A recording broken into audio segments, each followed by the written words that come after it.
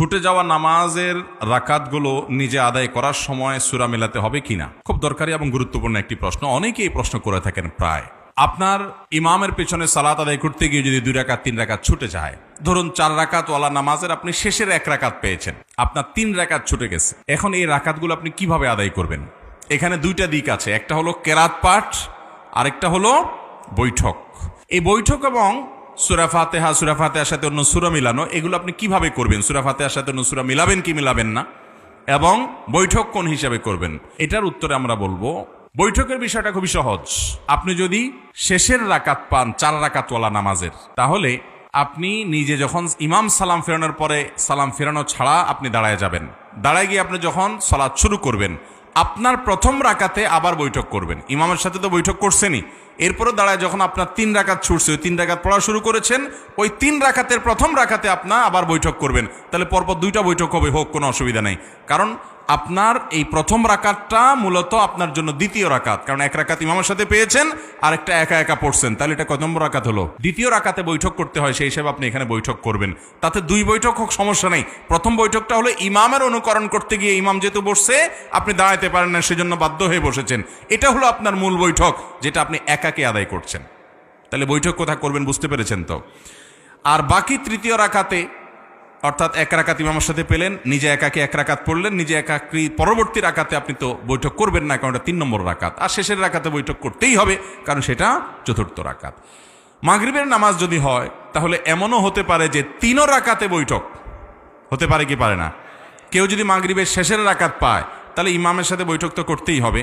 তার 2 রাকাত ছুটছে, তাহলে সেই 2 রাকাতের প্রথম রাকাতে আবার বৈঠক করা লাগবে কি লাগবে না? কেন লাগবে? কারণ সিরিয়ালে এটা কত? দ্বিতীয়। তা দ্বিতীয় হওয়ার কারণে বৈঠক করতে হবে। তাহলে একবার ইমামের সাথে বৈঠক করছে, ওইটাতে বৈঠক করার কথা ছিল না প্রথম রাকাত, কিন্তু যেহেতু ইমামের সাথে ছিল এই জন্য বৈঠক করতে হয়েছে। আবার নিজের প্রথম রাকাতে বৈঠক করছে, কারণ সিরিয়ালে দ্বিতীয়। আর শেষের রাকাত, আর রাকাত আছে একটা ইমামের সাথে পাইছে, একটা নিজে নিজে বৈঠক করছে, আর একটা রাকাত আছে 3 রাকাত। তাহলে 3 নম্বর রাকাতে বসতেই হবে। তাহলে মাগরিবের 3 রাকাতে বৈঠক হতে পারে, এমনও সিস্টেম হতে পারে। তাহলে বৈঠকের বিষয়টা ক্লিয়ার, ঠিক আছে? এবার আসেন সূরা মিলানো।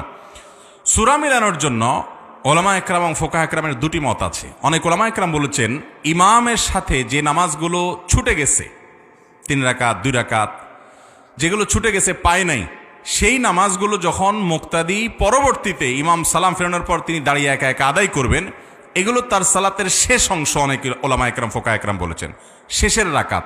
ইমামের সাথে যেগুলো পাইছে সেগুলো প্রথম দিককার রাকাত, আর যেগুলো ছুটে গেছে সেগুলোকে শেষের রাকাত গণ্য করেছেন। যারা শেষের রাকাত গণ্য করেছেন সেই মত অনুযায়ী সূরা মিলাবেন না।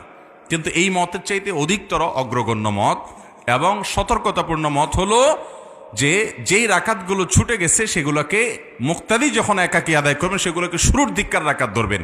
আর যখন শুরুর দিককার রাকাত ধরবেন, তখন সূরা ফাতিহার সাথে অন্য সূরা মিলাবেন। বুঝাতে পেরেছি? এবার আসেন আমরা এক্সাম্পলে যাই।